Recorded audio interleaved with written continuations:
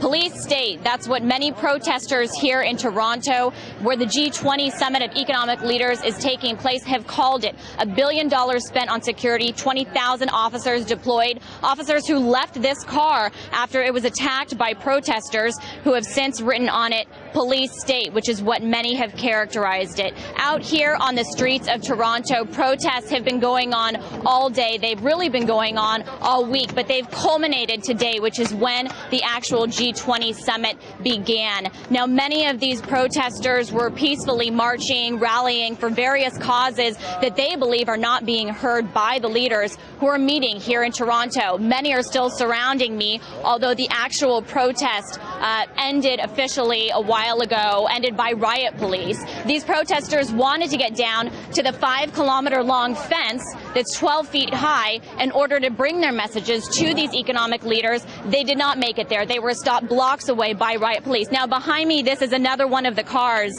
that protesters wearing all black, according to witnesses, attacked, and it was surrounded by riot police who eventually backed off and gave it up, and the car has been taken over by protesters. Some that were speaking to me said, hey, we paid for it. It's ours now. It's the least we can do it's the least we get after all of this taxpayer money has been spent on this summit that we didn't want here. And their voices, they feel, can't be heard because they aren't able to reach for the fence. Many were chanting, we paid for the fence, we want to see it. But they were stopped blocks away where we were by rows upon rows of riot police who geared up with their gas masks and their tear gas. Protesters at that point put on their bandanas. A smell of vinegar filled the air as they were protecting themselves in case anything did break out and tear gas was used against them. This really characterizes the feel of Toronto this week, with thousands of people being very angry about the G8 and the G20 summits being held here in Canada,